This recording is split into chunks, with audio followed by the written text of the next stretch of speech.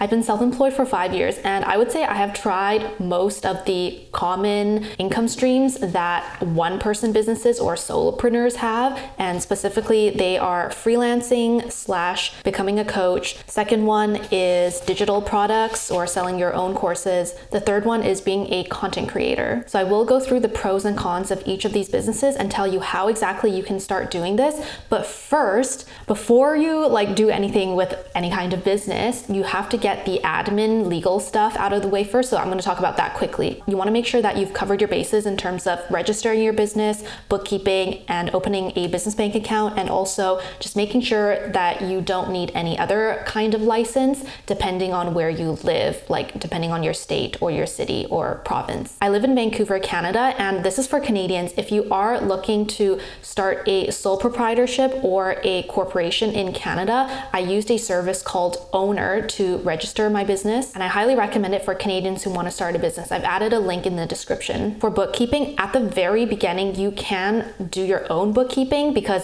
you probably aren't going to have that many expenses, and it's probably not going to be that complicated with clients or the money you're making. So you can just keep track of it using either a simple Google Sheets, or you can use different kinds of softwares. So there's Wave, QuickBooks, FreshBooks. For me personally, I hate bookkeeping and everything, so I outsource that. So I have a bookkeeper / accountant who helps me do it, and the software we're using is QuickBooks. And make sure you are separating your personal and business expenses. So I highly recommend opening up a business bank account. Most of the big banks, wherever you are, should have options available for either, I think maybe a very low price, maybe $5 a month. And I would definitely open up a credit card for just business expenses, because it's just so much easier to manage everything if you have a separate thing for your business expenses. And depending on where you live, check if you need any other kind of license, either your city or state or province. You might have to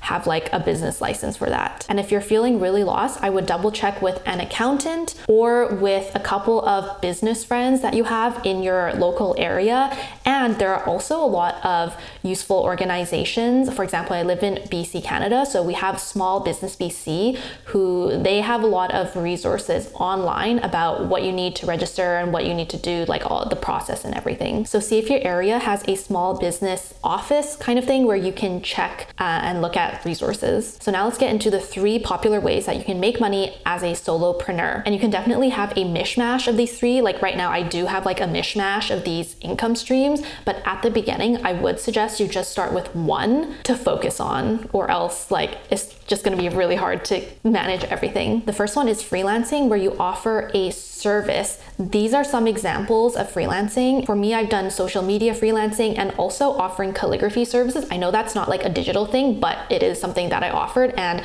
yes, I was a freelancer. For the purpose of this video, I'm also going to slot in coaches and consultants under the freelancing category, because it's kind of the same, where you are offering a service, you're trading your time for money, and you have clients. The pros of a freelance business is it's pretty easy to start, because a lot of the times you already have some kind of skill, right? You've lived your life for X amount of years, you have some kind of skill, and you can sell that skill. It could be photography, web design, writing services, teaching something. For me, I taught calligraphy, or even things like offering a haircut. Okay, I know that's not digital, but still a good example. The other pro is that when you get one client, it's usually a bigger payment compared to if you were going to sell digital products, which you might make $10 per customer, right? But with freelancing, each transaction is at a higher value. So you might make $100 in one transaction, or $500, or $2,000, $5,000 in one transaction or in one contract. So when you secure one client, it's bigger money. Depending on what you do with freelancing, you could also have monthly retainers where you keep offering the service. So it could be a more sustainable income stream, but it depends on what kind of service you're offering. With social media services, you could get a monthly retainer, for example. example. And the other pro is that it is usually pretty easy to set up because you already have the skill. You basically just need to set up a portfolio, maybe reach out to some people, you spread the word about your business, and you can get clients that way. In the last 4 months, I've been using Worky, which is a all-in-one freelancing platform, and it does a lot of things. You can set up your freelance portfolio, schedule meetings, invoice clients, have video calls, and there are a lot of other nifty things that you can do with this platform. Right now, I'm using Worky for 2 main things. The first thing is to schedule free coffee chats with companies that I am trying to do UGC with, which by the way is user-generated content. And the second thing is to schedule paid coaching calls with people who are interested in starting or growing a business. It integrates with Stripe, PayPal, Zoom, Google Calendar, and a lot of other apps, so it's very easy to just integrate Worky into your workflow. My favorite thing is that you can create a portfolio website, and then you can link your meeting scheduling links directly into that portfolio website. And this is different from other scheduling tools, for example, like Calendly, which don't let you create like a portfolio website. Recently, the Worky team just updated the platform, so you can record your meetings directly within the website. There's a lot of invoicing features, and there's also full support of Worky on mobile. Worky is a free tool to start, but you can upgrade as you go along. And I do have a sweet 75% off discount for you on all Worky plans. You can use my code DINA75 when you check out to start your freelancing journey. Now, what are the cons with a freelancing business? First, I would say it is a little bit hard to get clients, especially the first couple of clients, because you're going to start building your portfolio, but then you might think, how am I supposed to build a portfolio if I don't have any clients? Oh yeah, I do have a how to start freelancing video. This one has a lot of strategies on how you can get your first client, so I would definitely watch that one right after you watch this. But yeah, getting clients, and especially if you are selling like a higher ticket offer, it is going to be a little bit harder. The other thing is that you're still trading your time for money. So while you are working for yourself, it's kind of like you created your own job for yourself. And so like the income you make is not that passive because you still have to do the work. To start freelancing, the main things you need to do are to create a portfolio. By the way, you can use Worky for that. Remember, you have a portfolio website right within the platform. The other thing I would recommend is to have some sort of social media. So I would say Instagram, LinkedIn, those are all very good. I would say it depends on what kind of a freelancing business you're starting. Maybe LinkedIn is better for some of them, maybe not. There's also outreach and networking strategies, which I definitely talk more about in this video. I did mention earlier in the video that I'm trying to do more user-generated content, and this is a new income stream for me that I just kind of realized I could do because a lot of companies I was talking to for sponsorships on my YouTube channel, some of them aren't a super duper good fit for my YouTube channel, but I'm still like a user and a fan of their products. So now I'm pitching my UGC services to these companies and they can run ads on the videos that I make. So yeah, I made a portfolio and I'm using an outreach strategy. And make sure you subscribe if you are interested in my UGC journey, because I'm going to be making a video probably in a couple of weeks on how my UGC journey is going and how much money I'm making. The second common way to make money as a one-person business or a solopreneur is to sell digital products. A lot of you are following me for my Etsy stuff, and so selling digital products on Etsy is definitely one of them.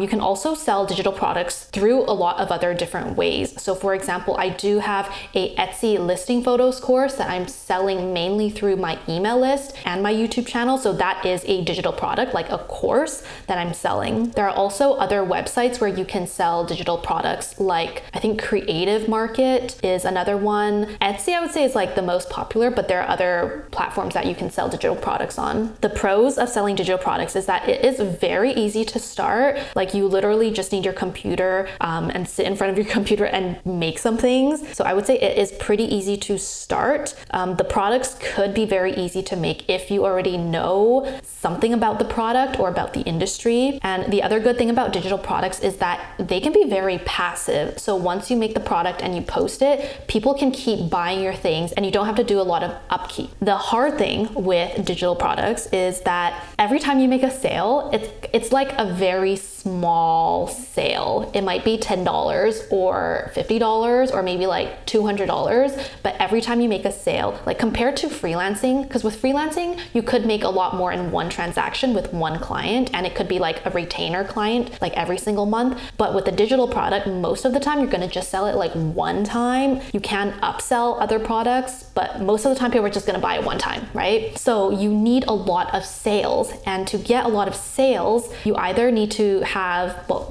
it depends on where you're posting these digital products and how you're selling the digital products. Like for example, with Etsy, you need to either create a lot of listings, or you need to have like an outstanding product that is in demand where there's not a lot of competition to get a lot of sales. Or if you're not selling on Etsy or like one of those kinds of platforms and you're selling it by yourself, then you need like an audience to sell the product. And so the building the audience part can take a while. The other thing is that you kind of need to be good at graphic design to some extent when you make a digital product, or depending on like what kind of digital product. If it's a template or something, then you have to know how to use the whatever software you're using. Like either it's Canva, Photoshop, or like if you're making a Notion template, you need to be familiar with that. But if you're making a course or something, then obviously you have to be on video, right? And that might take a while for you to feel like natural on video, or you might need to get some like equipment like a microphone or something. And how do you get started with digital products? The first thing I would say is you need to think about your niche, because if you're selling digital products, you're trying to find an audience that needs the product, and so you kind of have to know who that is. And when you make the digital product, it kind of helps if you are the customer. Like for example, when I made my Etsy listing photos course, like I was thinking back to a year and a half ago when I was making my first ever Etsy listing, and I had no idea how to make listing photos. And so that course that I made, it's kind of for me. Like it's for the old me a year and a half ago who was feeling super lost with making listing photos. And so because I am the customer, I know the struggles of the customer, I know like what I am stuck with. So I know kind of like already what to create when I make the course. So you need to decide on your niche, then think about like what platform is best. Etsy is not always the best. By the way, like if you are thinking about doing Etsy, you have to watch this video because I explain other alternatives to selling on Etsy. It's not that easy to be successful with an Etsy shop. Like there's a lot that goes into it. So definitely check out these alternatives after you watch this current video. The third common way that you can start a one-person digital business is to become a content creator. So being on some kind of social media platform. Obviously, I'm very biased towards YouTube. I think YouTube has the best monetization options, but you can start anywhere, Instagram, TikTok, because with a content creator business, actually the pro is that there are a lot of income streams that can come with it. A big one is definitely brand deals, and on pretty much all the social platforms, you can do brand deals. However, you do need to build an audience first. So that is the con. It is difficult, I think, for the average person to build an audience. Like it's gonna take some time, but once you do have the audience, then it's a lot easier to make money. Through brand deals, you can combine this method with the other one, which is selling digital products. So you can then sell digital products to your own audience. And depending on the platform, you could make money from the platform itself. Like with YouTube, you have YouTube AdSense. And to give you an idea, and I'm very transparent about this, every month I'm making about $1,600 to $1,800 in USD. And you can also add your freelancing services into the content creator business that you have. So you can offer whatever service you're offering, or you can offer coaching or consulting as well. With a content creation business, the pro is that basically anybody can start, and it's very easy to start. We all have a phone. You can start making videos. Short form is very easy to make. You can make long form too, but if you are doing YouTube, I would recommend getting a microphone. You don't need a camera right away, but audio is really, really important. The other pro I mentioned is there's a lot of income streams, like many diversified income streams for a content creator business. The con is that you do have to build an audience to be able to access a lot of these income streams. So building the audience part takes a while. And the other thing is that for a lot of people who aren't used to being on video, like making the first video and posting the video can be a huge hurdle, because either you feel like you're not qualified to talk about whatever, or you're not confident, or you feel like you're awkward. So I think that is also a huge hurdle. I guess another kind of content creation business is a blog. So you don't necessarily have to make videos. You can write blog posts. So that is another option too. For me, I've been self-employed for 5 years. So I have tried all 3 of these ways. And you know what? I actually like doing a whole bunch of things all at once, just so I don't feel stuck. So right now I'm still creating videos. Like I'm trying to start like more freelancing stuff, like doing the UGC stuff. And I'm still working on my Etsy shop, creating digital products. And I'm still trying to sell my course, the Etsy listing photos course. So there's a lot of things that are keeping me busy, and it's really fun. Once you start with one of these things, either the freelancer or creating digital products or becoming content creator, now how do you grow? So the way to grow is once you've built up one income stream, then you're going to stack on other income streams. So just to give you an example, you could start as a freelancer trying to get clients. You built your portfolio, maybe you have a couple of clients, and then what you can do is you can tack on a content creator business to that. So while you're getting these clients, then you can share about your freelancing journey on social media. You can talk about like, hey, I just started my freelancing journey 1 month ago, and here's how it's going, because there's always people going to be interested in your journey. Honestly, I think with anything that you do in life, you can make content out of it. So content is really easy to tack on to whatever you're doing. And other things to consider are affiliate marketing as well, especially if you have a bigger social media following. Joining affiliate programs can be very, very good passive income, but I will recommend that you join affiliate programs where you actually love the products, because you want to make sure that with you and your audience, like you don't break the trust, right? So you want to make sure that whatever you're recommending, you have tried it yourself personally and you like it. The other thing that I would recommend to add on to all of these is start an email list. And I think an email list is important for all 3 of these: freelancer, digital products, and content creator, because you own your email list. A lot of the times we depend on social media for a lot of things, right? But what if your account gets hacked? What if it gets deactivated or suspended for whatever reason?